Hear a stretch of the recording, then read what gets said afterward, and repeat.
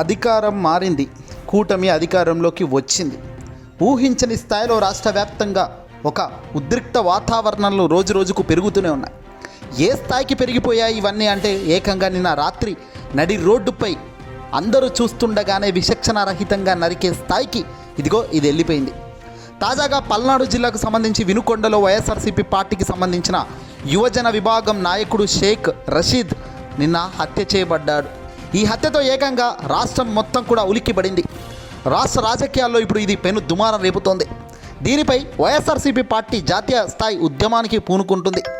రాష్ట్రపతి ద్రౌపది ముర్ము గారి దృష్టికి తీసుకెళ్లేందుకు ఆంధ్రప్రదేశ్ సంబంధించిన వైఎస్ఆర్సీపీ పార్టీ చాలా ముందుకు వేగంగా వెళ్తుంది. అలాగే దేశ ప్రధాని నరేంద్ర మోదీ, కేంద్ర హోంశాఖ మంత్రి అమిత్ షా దగ్గరికి కూడా ఈ వార్తను అలాగే ఈ అంశాన్ని తీసుకెళ్లేందుకు నేరుగా జగనే ప్రయత్నాలు చేస్తున్నట్టుగా సమాచారం అందుతుంది. ప్రస్తుతం వైఎస్ జగన్మోహన్ రెడ్డి గారు బెంగళూరులో ఉన్నారు. ఈ వార్త తెలిసిన అనంతరం అర్ధరాత్రే తాను ట్విట్టర్ వేదికగా కూడా స్పందించడం జరిగింది. ఇలాంటి అవాంఛనీయ ఘటనలు జరగడం దారుణమని, కూటమికి సంబంధించిన అధికారంలోకి రావడం, దాని తర్వాత జరుగుతున్న పరిణామాలు అన్నీ చూస్తున్నామని, కాలమాన పరిస్థితుల వల్ల పూర్తిగా మానవులకు రక్షణ లేకుండా చేస్తున్నారు రాష్ట్ర వ్యాప్తంగా అంటూ కూడా జగన్ చాలా ధ్వజమెత్తారు, సీరియస్ అయ్యారు కూడా. ఇక తాజాగా ఆంధ్రప్రదేశ్ ముఖ్యమంత్రిగా ఉన్న చంద్రబాబు, అలాగే ఉప ముఖ్యమంత్రి పవన్ కళ్యాణ్ సారథ్యంలో రాష్ట్రం తెలుగుదేశం పార్టీకి సంబంధించిన కార్యకర్తలు చేస్తున్న అరాచకాలపై చాలా సీరియస్గా రియాక్ట్ అయ్యారు ఆంధ్రప్రదేశ్ మాజీ సీఎం జగన్మోహన్ రెడ్డి గారు. ఇక తాజాగా ఈరోజు ఆయన వినుకొండకు వెళ్లేందుకు సైతం బెంగళూరు నుంచి హుటాహుటిన ఆయన బయలుదేరినట్టుగా కూడా సమాచారం అందుతుంది. ఎక్కడికక్కడ అందరూ కూడా రెడ్ బుక్ పట్టుకొని రాజ్యాంగాన్ని అమలు చేస్తూ పోతున్నారని, దీనికి వినుకొండలో జరిగిన ఈ దారుణ ఘటనను చాలా తీవ్రంగా ఖండిస్తున్నాను అన్న జగన్ అర్ధాంతరంగా ఏపీకి తిరుగుబాటు పట్టారు. 2 రోజుల క్రిందటే ఆయన బెంగళూరుకు వచ్చారు. ఈ ఘటన తర్వాత తాడేపల్లికి బయలుదేరారు జగన్మోహన్ రెడ్డి గారు. దీనికి సంబంధించిన పూర్తి షెడ్యూల్ను అధికారులు కొద్దిసేపటి క్రిందే విడుదల చేశారు.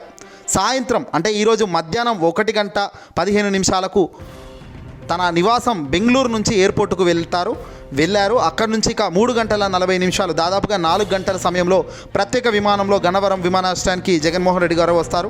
4 గంటలకు తాడేపల్లి నివాసానికి ముందుగా ఆయన చేరుకుంటారు. ఆ తర్వాత తాడేపల్లి పార్టీ కేంద్ర కార్యాలయంలో విలేకరుల సమావేశంలో జగన్మోహన్ రెడ్డి గారు ప్రెస్ మీట్ పెట్టి మాట్లాడే ఛాన్సెస్ ఉన్నట్టుగా స్పష్టంగా తెలుస్తుంది.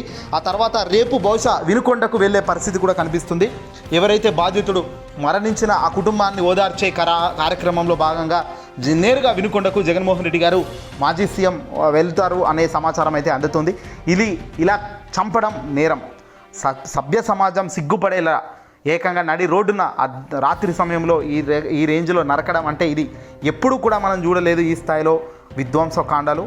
మరి ఇలాంటివే ఎంకరేజ్ చేసుకుంటూ పోతుంటే రాబోయే కాలంలో ఎక్కడికి పోతుంది రాష్ట్రం, ఏం జరుగుతుంది, ఒక భయాందోళన వాతావరణాలు ఇలా క్రియేట్ చేస్తూ ముందుకెళ్ళడం కరెక్టేనా అంటూ జగన్ గట్టిగా నిలదీస్తున్నారు. తాజాగా ఆయన హుటాహుటిన బెంగళూరు నుంచి అయితే బయలుదేరి తాడేపల్లికి వస్తున్నారు. ఆ తర్వాత ప్రెస్ మీట్ పెట్టి తాను ఏం మాట్లాడతారు అనే దానిపై ఉత్కంఠగా ఉంది. అలాగే వినుకొండకు తాను వెళ్తాను అని కూడా తాను బహుశా ప్రకటించే ఛాన్స్ కనబడుతుంది. ఒకవేళ అదే జరిగితే మరి అక్కడ 144 సెక్షన్ విధించారు పోలీసులు.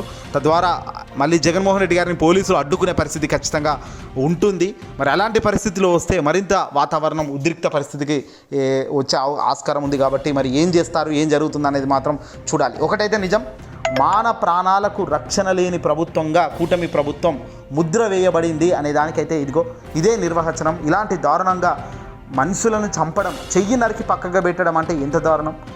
ఆ వ్యక్తి యొక్క పైశాచిక ఆనందం ఏ స్థాయిలో ఉందంటే పూర్తిగా నా వెనకాల మా టీడీపీ వాళ్ళు ఉన్నారు, మా వాళ్ళు చూసుకుంటారులే అన్న కాన్ఫిడెన్స్, పట్టుదల ఆ నరుకుతున్నప్పుడు కానీ ఆ విజువల్స్ చూస్తున్నప్పుడు కానీ ఎవరికైనా ఇట్టే అనిపించే అంశం. అంటే ఆ వ్యక్తి యొక్క కాన్ఫిడెన్స్, ఆ వ్యక్తి యొక్క ధైర్యం ఏంటని వెనకాల, అంటే మా వాళ్ళే అధికారంలో ఉన్నారు కాబట్టి మేము ఏం చేసినా చెల్లుతుంది అనుకునే భ్రమలో వాళ్ళు చేస్తున్న అరాచకాలను ఎందుకు టీడీపీ ఇప్పటిదాకా ఖండించడం లేదు? ఎందుకు గొప్ప గొప్ప మాటలు చెప్పే పవన్ కళ్యాణ్ ఇప్పటిదాకా దానిపై రియాక్ట్ కాలేదు? సోకాల్డ్ హోం మంత్రి గారు అనిత గారు సైతం ఇప్పటిదాకా దీనిపై రియాక్ట్ కాకపోవడం కూడా నిజంగా ఇది చాలా దారుణమైన సందేహాలు వీళ్ళు సమాజంలో విడుదలకు చేస్తున్నారు. మరి ఇదే రేపటి రోజున ఆచరిస్తే రేపొద్దున అధికారం అన్నది ఎవరికీ శాశ్వతం కాదు. ఈరోజు కూటమి అధికారంలోకి ఉంటుంది, రేపు అధికారంలో ఉండదు. కానీ పరిణామాలు మాత్రం ఇంతే వేగంగా, ఇంతే స్పీడ్గా మళ్ళీ వస్తే ఎలా ఉంటుంది? అంటే మీకు జరిగితే ఒక మాదిరి, ఇంకోటికి జరిగితే ఇంకో మాదిరి అంటే ఎలా అనేది ఇప్పుడు అందరి నోట వినబడుతున్న ప్రశ్న.